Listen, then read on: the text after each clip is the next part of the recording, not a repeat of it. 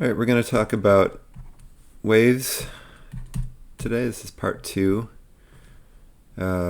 Specifically, we'll start talking about water waves as an example. And there's a reading that corresponds with this. This is page 236 to 251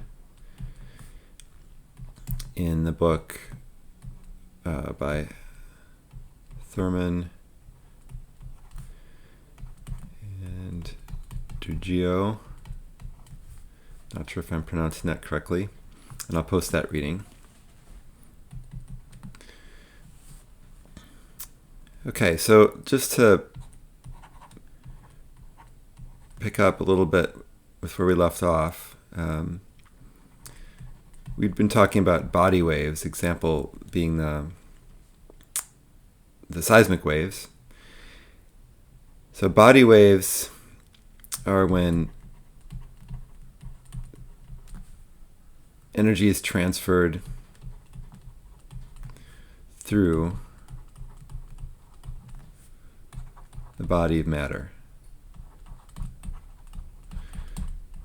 So the seismic waves travel through the earth in all directions, right?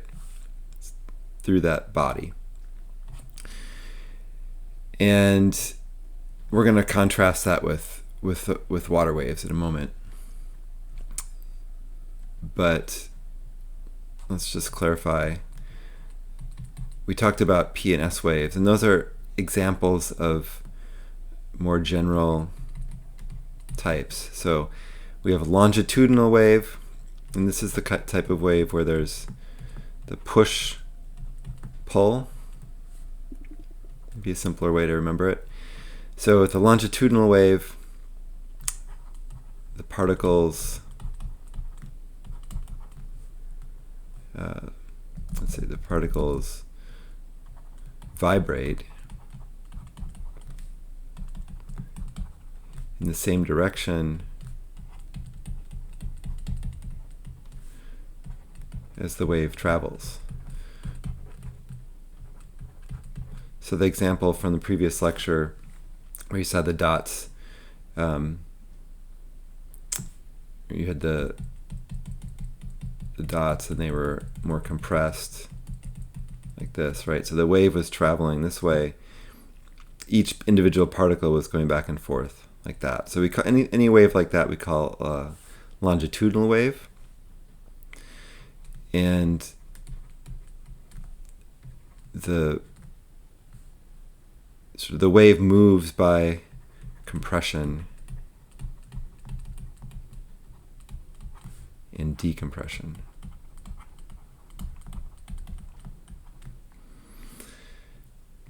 And examples of that are the P wave that we talked about last time. Sound waves are a good example of that.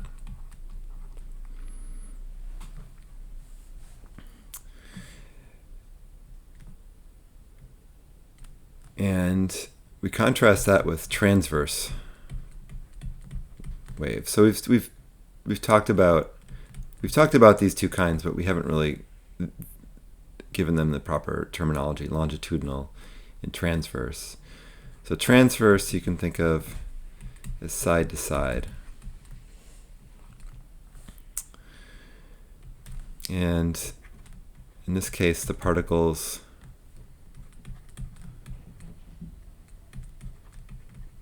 vibrate at right angles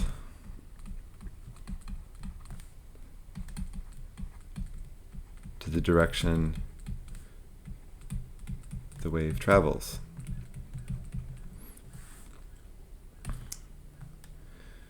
So this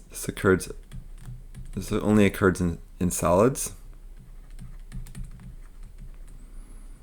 because in the liquid or the gas, the particles aren't strong enough to transmit the energy.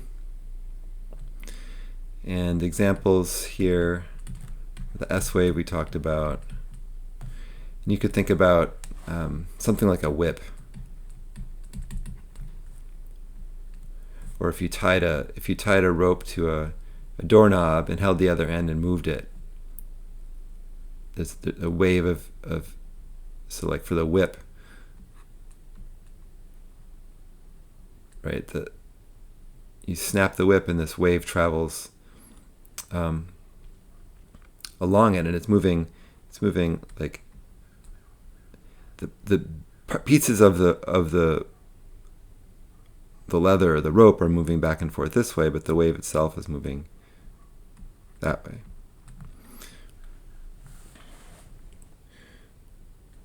So electromagnetic radiation, you could think of this as well. It's not really particles, right? But the light, the electric and magnetic fields are moving at right angles to the direction the wave is traveling. Okay, so that's a bit of just kind of setting the stage. Both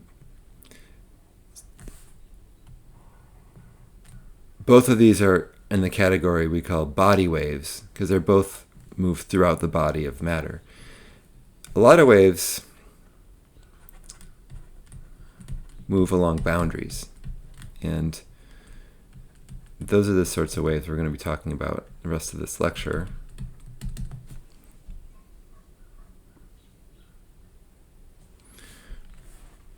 So, waves along boundaries. These are caused by movement of fluids, and we're including liquids and gases can be fluids. So movement along the boundaries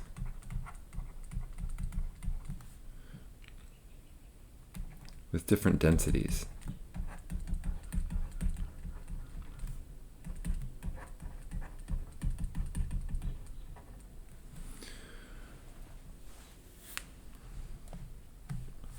So one example of this would be the boundary. This is the example we'll talk about the most today.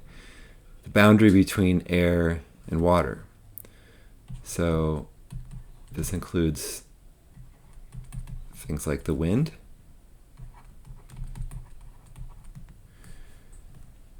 this will be the main focus today. So the wind being a fluid, or the water being a fluid, and it's moving, it's the wind, and it causes waves in the water. There's also water boundaries. So water can be stratified, which means there can be layers of water with different densities.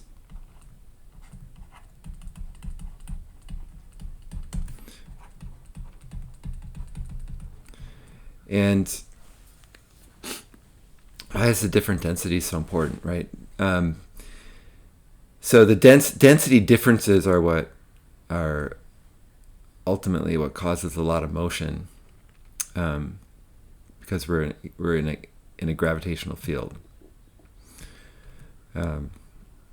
So even the wind, why is there wind? It's because there's some cold air or hot air, and they're interacting with each other. Cold air being denser. Okay, so these water waves, we don't see them too much, but they can be pretty substantial. So it can easily be these waves can be over 100 meters high, although they're all underwater. So these can actually be a major hazard for submarines. So we have the surface of the water with a little sailboat on it, and then there's some layer. Maybe there's there's a colder layer and a warmer layer, or a saltier layer, less salty, or both, some combination. But that layer can have some substantial waves, and that can send particles, including submarines, a lot deeper than they were designed for.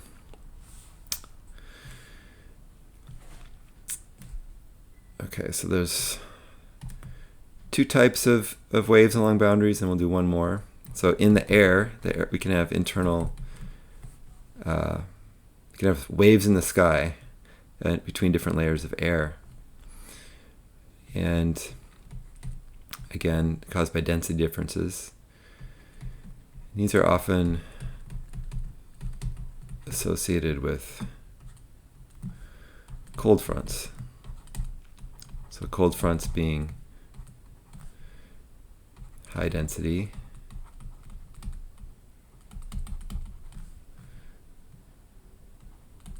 So cold fronts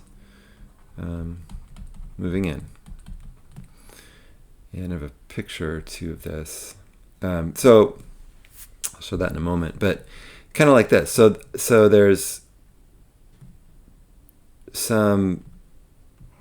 This will be the ground. Some cold air.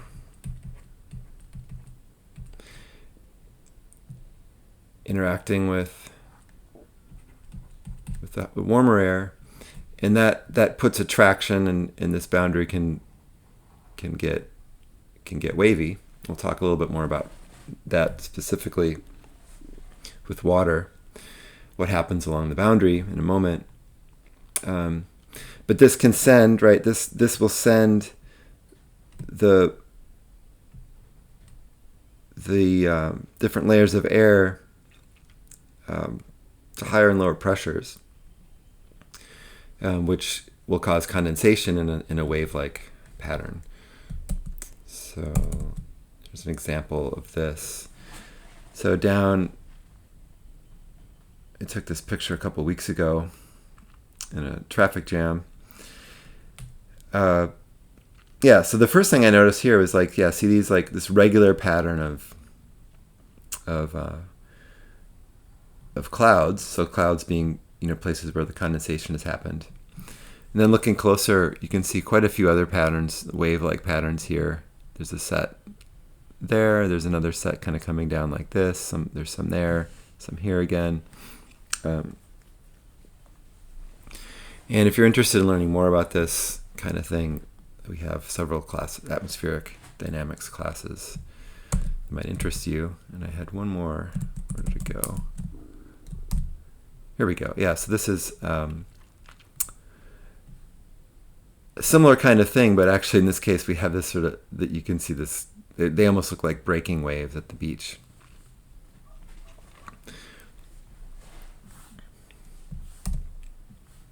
Okay. So we'll be talking mostly about these air-water variety. But body waves can travel through water too, right? For example, here's the surface of the water and our ship. So if you seismologists or people studying the ocean floor, fishermen will send off different sorts of waves, right? Make a sound, and that will travel through the water. And I guess I should more accurately, these are going in all directions. Right, so those are body waves traveling through the water. So the water can, these are compressional waves, like a sonar be an example, or sound waves. So those occur in water, but when we're talking, we're going to be talking about, when we talk about water waves, we're really talking more about these sort of boundary waves that are more sort of the typical things we see in water. So the body waves they occur in just as much in air and in the solids. And water waves, like these ones we're showing here at the surface, are sort of going to be the topic going forward here. So they're mostly entirely surface or boundary waves, or what the part we'll be talking about. So definitions, so with water waves, it's sort of like it seems to me, you just kind of, excuse the metaphor, dive in, they're just kind of a separate world of phenomenon. You kind of have to using terms that you haven't defined yet. So you just got to jump in somewhere. So we'll start with the shape. So let's.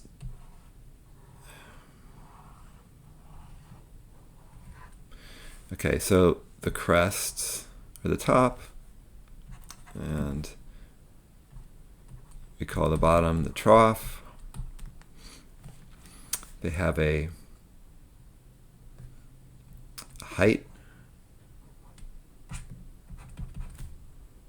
which we'll call h, from the bottom of the trough to the top of the crest, the vertical distance.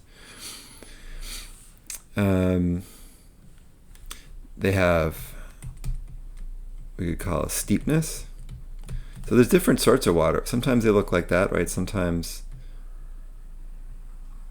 they look like that. And we'll get into the, why that difference exists.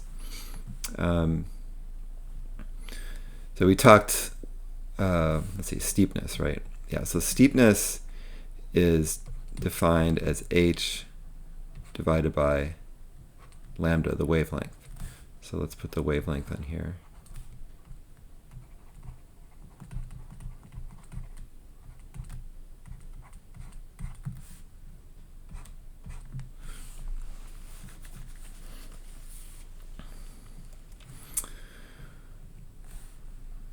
So in this case, I've drawn some pretty different steepnesses, right? We have a steepness here. So maybe this is, let's make this, they have about the same height.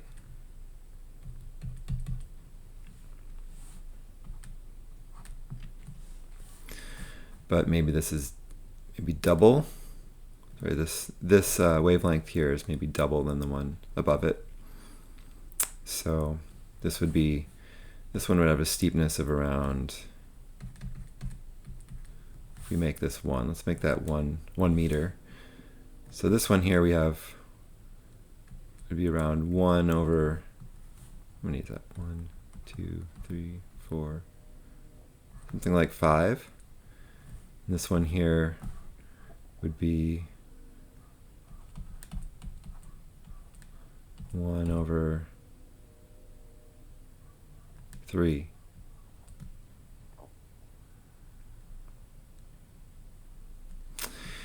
If steepness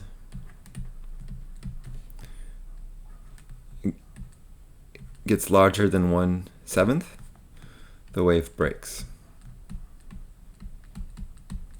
So you can see that. I've sort of exaggerated this a little. These look like they're about to break, right? But we're getting to bigger numbers here, right? So this is closer to breaking when these actually topple over.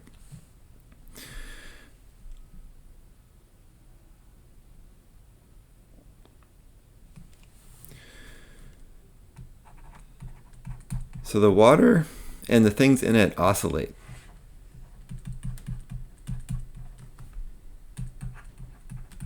They don't travel. The energy travels, the wave travels, but the water and the particles in it don't travel. And they have an orbital motion. So there's both a longitudinal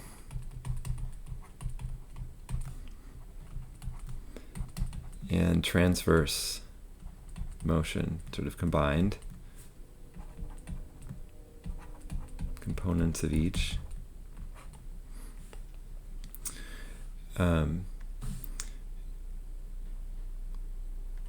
And these motions diminish with depth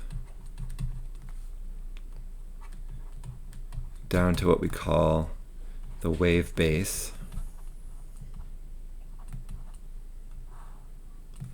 which is around about half the wavelength distance.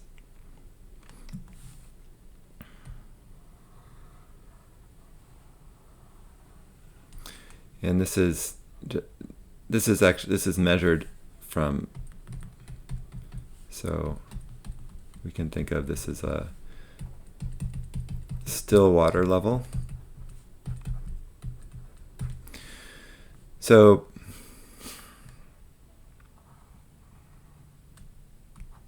water particles sort of move around in orbital motion like that. And that decreases downward. So this, here we have lambda. Let's see if I've drawn this to scale. So this goes down about 1/2 lambda. It gets to a point where it's essentially there's barely any motion at all.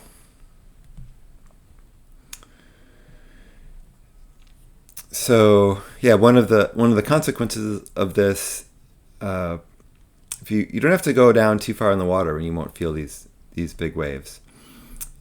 So for example, like oil platforms, floating bridges will install a lot of their mass under the wave base, so that they don't get sloshed around by the waves.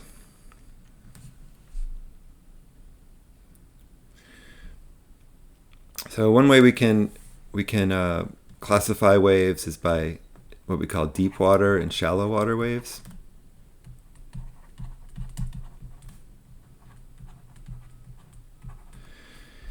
So deep water waves, and then there's an intermediate kind, of course. Deep water waves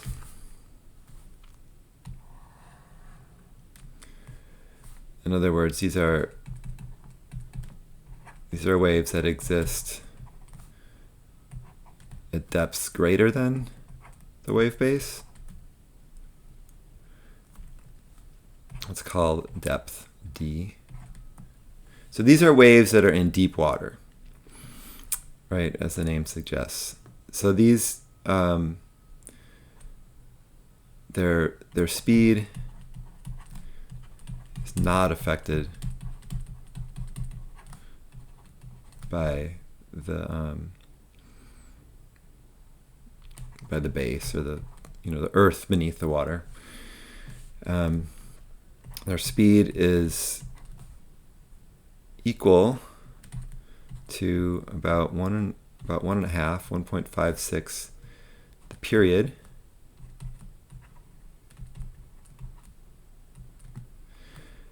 And if you use the equation that we worked with, this is also equal, the speed is equal to about the square root of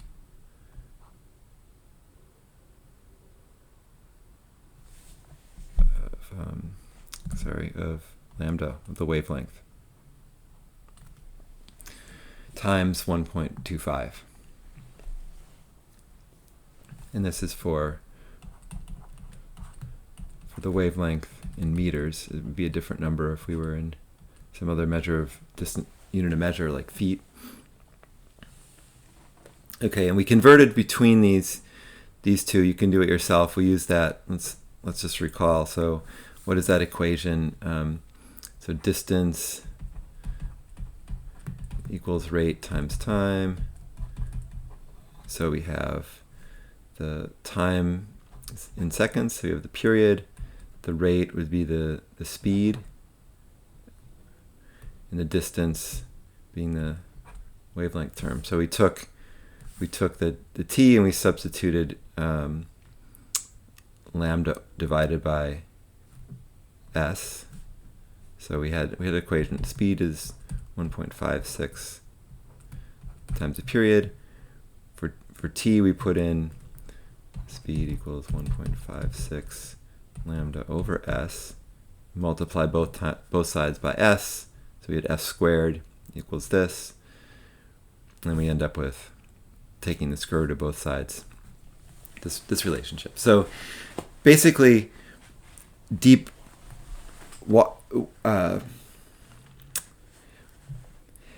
it's not just deep water that the waves occur in, right? It's really it's this.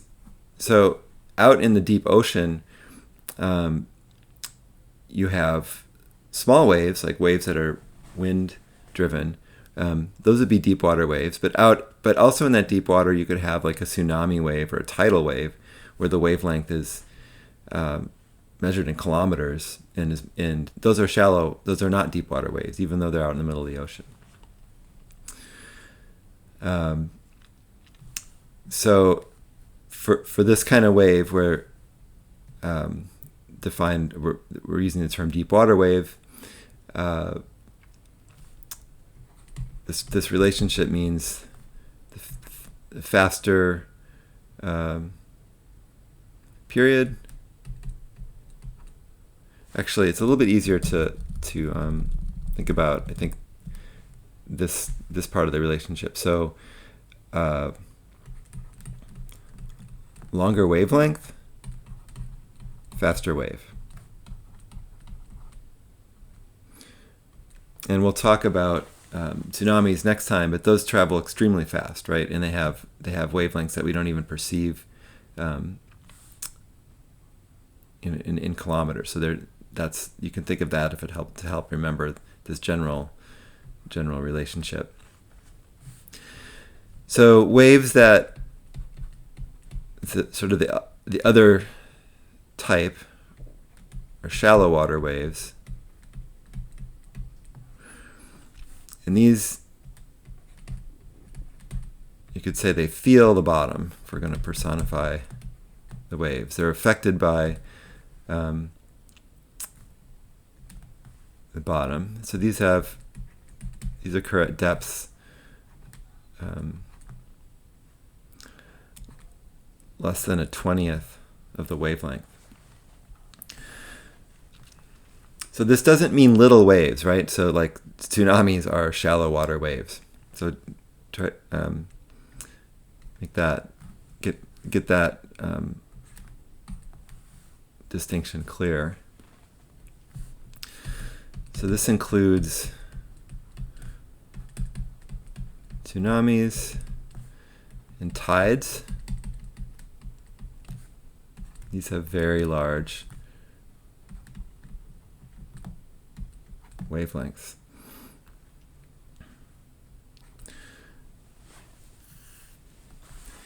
And the speed of these is governed by a different equation. It's 3.13 times the square root of the depth.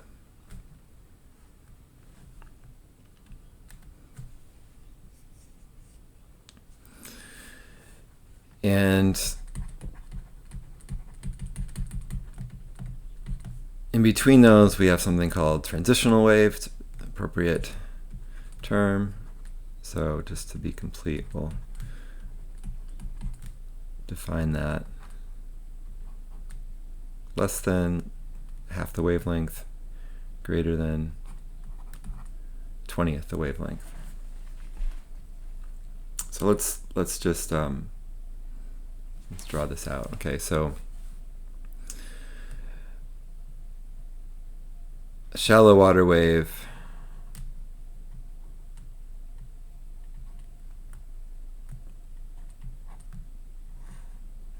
might look something like this. So this also includes tsunamis and tides, but it also includes waves at the beach. And then a deep water wave, right, would look something more like that.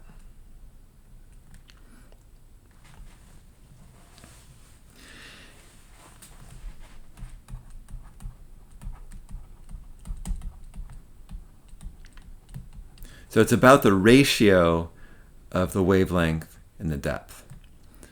So the tsunami is a shallow water wave because even though the D could be 2 kilometers deep water, the wavelength is much larger than that. So it's a ratio of the two that matters. And the sort of the main takeaway, the speed of deep water waves is a function of the wavelength, and the shallow water wave speed is controlled by depth.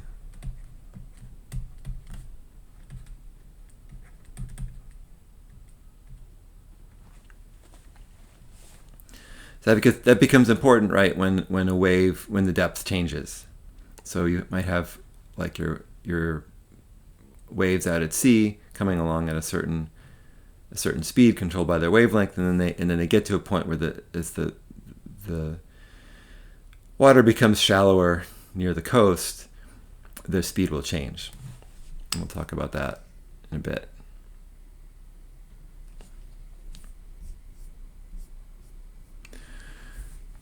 Okay, so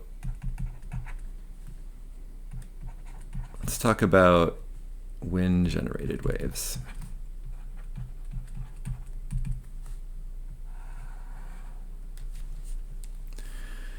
Okay, the wind exerts a stress on the water. Right, we've got some water. There's some force that's being applied to the water by the air moving across it. And the first thing that happens is it forms what are called capillary waves, also known as ripples. So these are sort of like little centimeter scale. You've seen this maybe on a still morning, and then the sun's coming out, a little bit of wind starts to happen, and you get these just little tiny sort of centimeter scale waves. That's the first. That's how wind-generated waves start, and the ripples make the surface rougher. So the rougher surface catches more wind.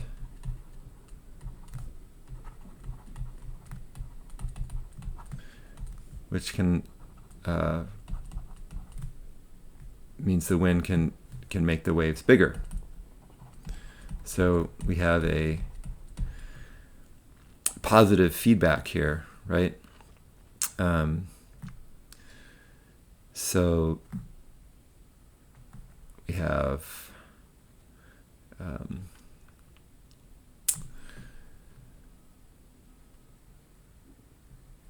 does this work? We have ripple. We have wave size.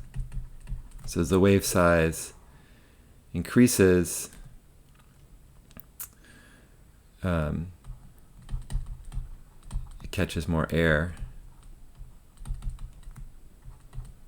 The more air that it catches, the more the wave size can increase.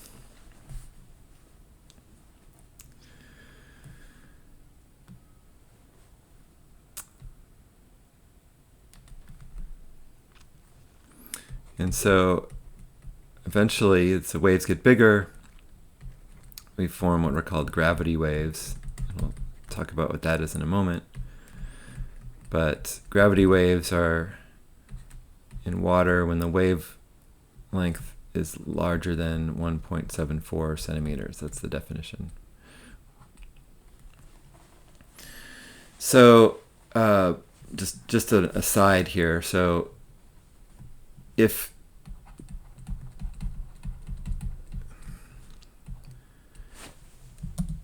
waves have water waves have restoring force, like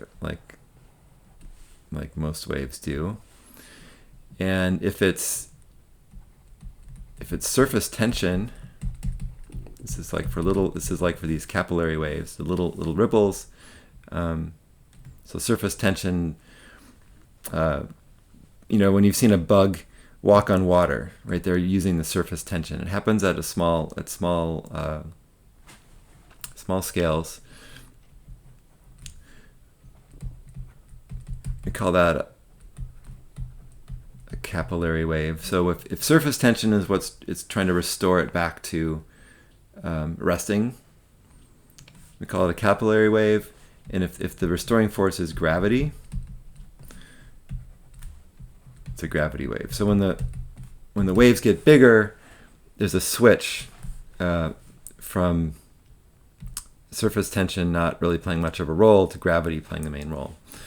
So as this process occurs of the wind blowing and the waves getting bigger and bigger, this positive feedback, eventually the capillary waves will turn into gravity waves. And the wave speed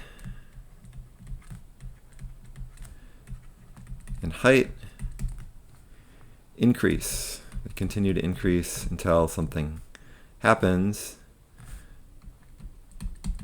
One of those possible things is the wind speed, the wave speed equals the wind speed.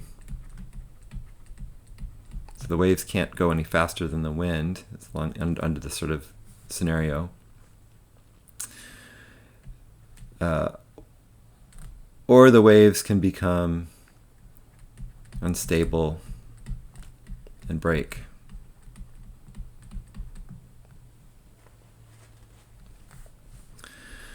So to generate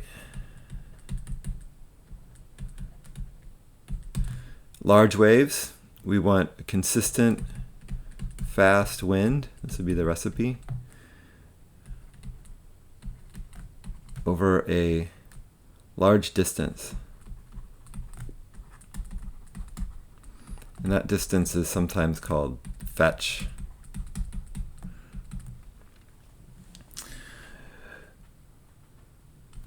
And I'm of course much more interested in it. It doesn't matter as much to me if you remember these terms, but the general ideas, right? So these conditions, fast winds over large distances, if you look at a map of the globe, the largest wind-driven waves form around Antarctica.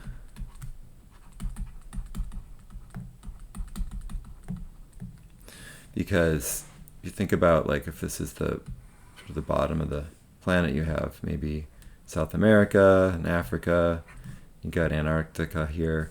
There's this uninterrupted, and I might get the direction wrong, but there's this uninterrupted stretch going all the way around of open water, and there's wind currents there that can make the largest waves that are wind-driven waves that are seen in the planet. So the largest, the record here was a height of 34 meters.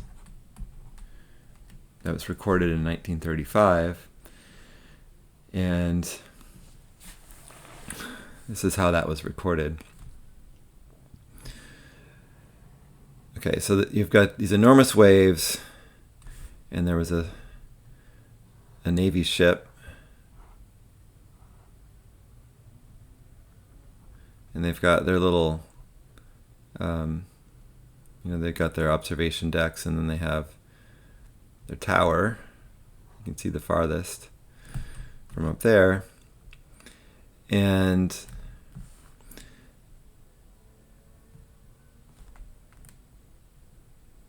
you can measure horizontally and say, okay, we're at the same height up here in the crow's nest. We're at the same height as the top of the wave. And you turn around and you look back here and you see at the same elevation is, some post or something that you could keep track of. So we know we can measure that distance. We can measure this distance, right? These are just things on the ship that we can measure. And we know the length of this ship. And you can work out with trigonometry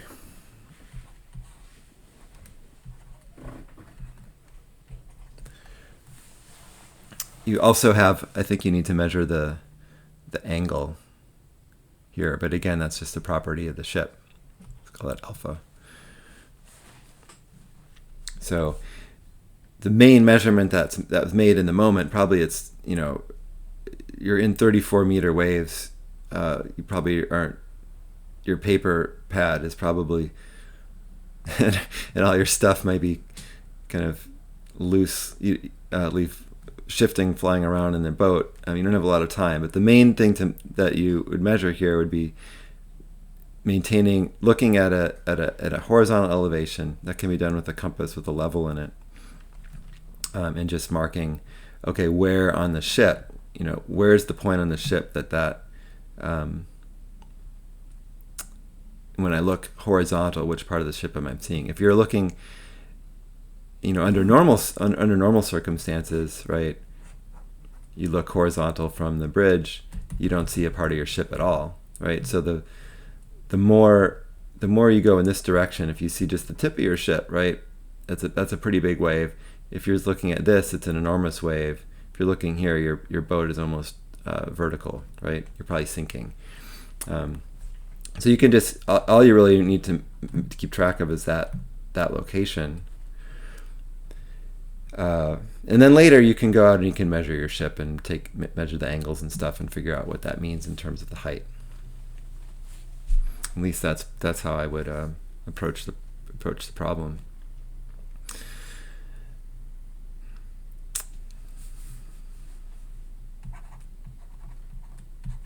Okay. So there's a sort of wave called the swell. These are uniform, symmetrical waves that have traveled large distances. So they've traveled out of the area where all the wind was. So there was a storm somewhere far away. It was windy, generated waves, and they've traveled across hundreds of kilometers, maybe across the ocean, and they're uniform and symmetrical. These are very common. So often,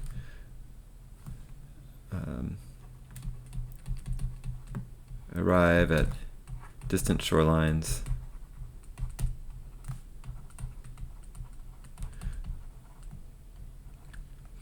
So these are the they're really the gentle waves that you're sitting at the shore, and it's just every 10 seconds there's a little the wave breaks.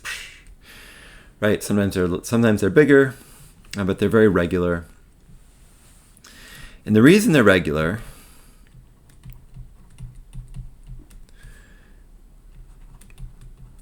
is because they've been sorted by speed.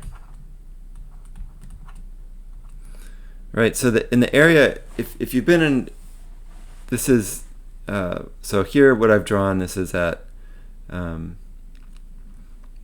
is after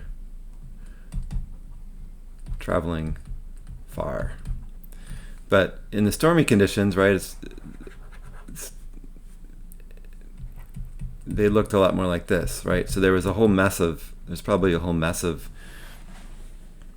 different waves interacting, different wavelengths superimposed on each other.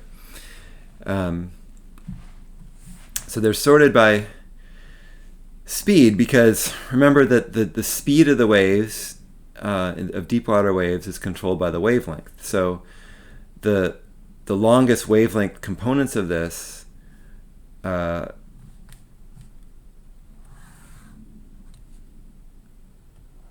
are going to get where they're going faster. And the smaller wavelength ones are going to, after traveling some kilometers away from the source, they're not going to travel as fast, right? So we have sort of intermediate wavelengths at some moment in time, shorter and longer wavelengths. So if we're on the shore sitting here, hundreds of kilometers away from the source, the waves are just going to appear very regular because of this sorting that happens.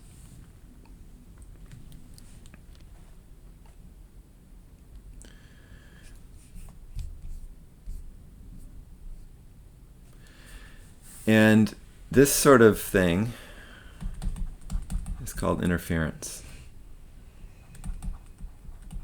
So when different wave sets overlap, and interference can be constructive, which is when they're in phase, or destructive,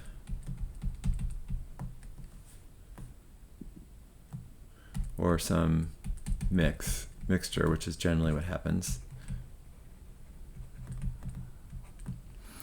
So, right, if we have just a really simple sine wave, if two sets of waves come together that both are in phase with each other, the peaks and the troughs align, you get they add together. So that would be that's constructive. And then the opposite, of course,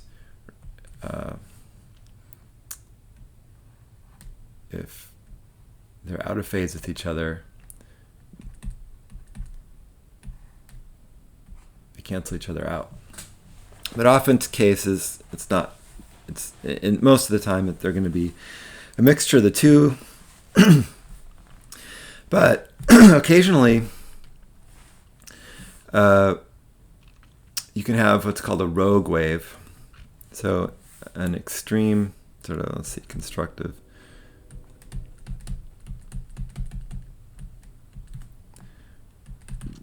So an example of constructive interference.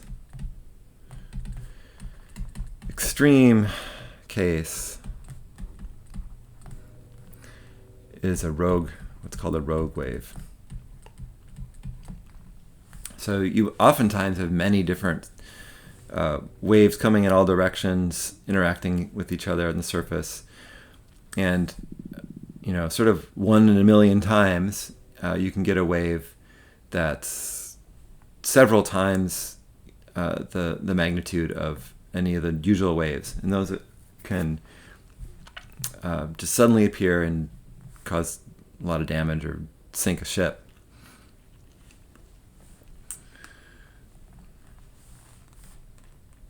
There's something sort of in the tens to hundreds of ships that just disappear without a warning every year on the planet, and it probably has a lot to do with rogue waves.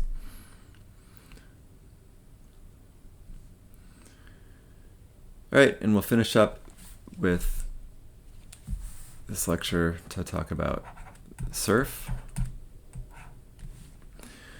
So let's just recall, right, it's not the water that's moving large distances, it's energy. So the waves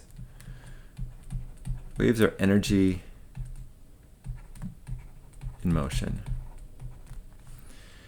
And what that means is that energy, so that the energy is put into the water in the place where the storm is occurring. So energy, or the wind is blowing. So the energy is released, and that energy just travels, and it releases when the waves break. Let's say when the waves break. And this actually generates heat, right? It turns, the energy's got to go somewhere, so it actually warms up the water a tiny bit when they break. But what's more noticeable is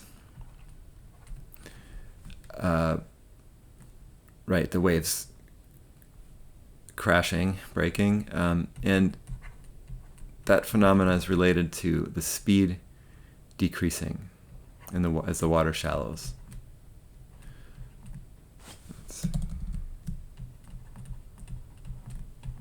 So the wave speed decreases as water shallows. So as we talked about,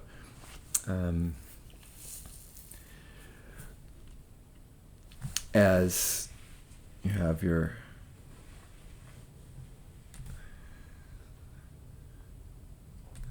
this shallowing water here. So they kind of pile up.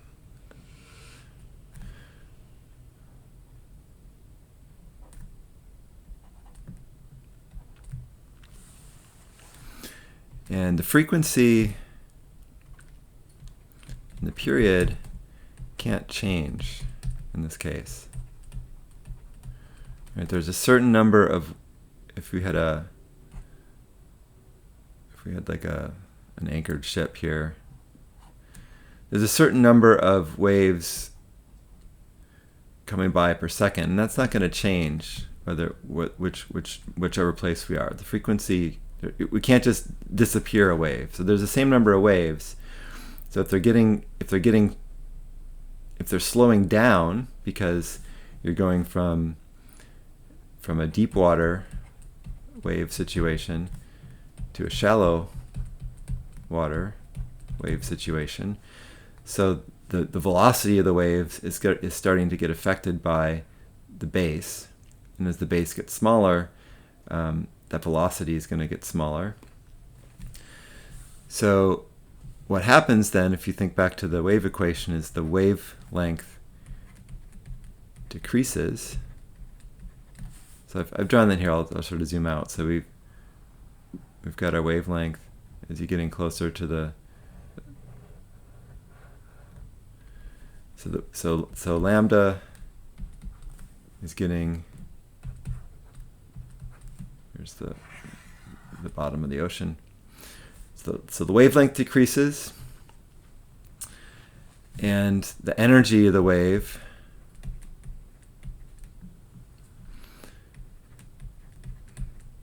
goes into increased height. So we have maybe a smaller height here. Because think about this for a moment. So the energy, what is the energy of a wave? And basically, you could measure the mass of water that's not, there's some mass of water here that's not at its equilibrium level. So there's a potential energy associated with that. So that's that same amount of energy. If you make the wavelength smaller, you have to maintain that. It's proportional to the area, right? So this area needs to stay the same. Otherwise, we'd be losing energy. And eventually, we do lose energy because the wave gets too tall, and it becomes asymmetrical, and it breaks. But for a while, as we're just slowing down before the waves break, the wave can adjust to maintain the same energy. And let's just go find our equation here. So where to go? Right, we had wavelength equals speed times the period.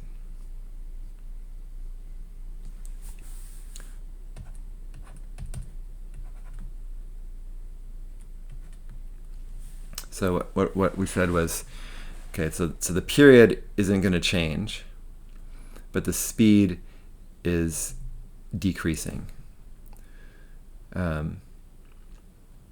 So we could say, if we want to have, so the constant, so the period is a constant.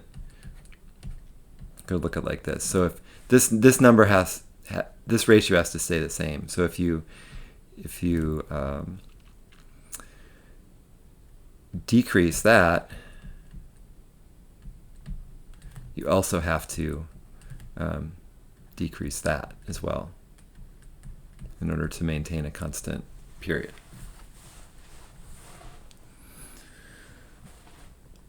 So that's why we see this happening. And the waves break and lose their energy, as we mentioned earlier, when there's two options. When the height divided by the wavelength reaches a ratio of 1/7.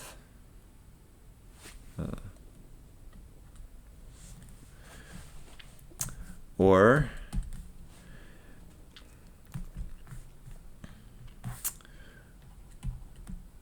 when the top of the wave overruns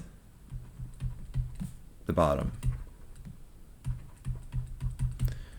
Okay, so what's happening there?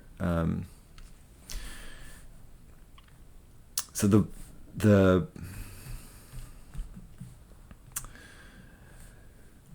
let's see how to draw this. So there's attraction. The energy is moving here. It's getting, there's some material is slowed down by the bottom. So what can happen is the waves can become sort of asymmetrical in a way. It's that the energy is still kind of moving a little bit faster away from where it's feeling this, and slower into the waves become asymmetrical, and eventually they can just tip over. So waves breaking is a combination of this general feature. Even a wave, even a very symmetrical wave, when it reaches that 1/7 ratio, will break. And add to that this asymmetrical effect. So really this should say and or, right? These can work together to cause waves to break.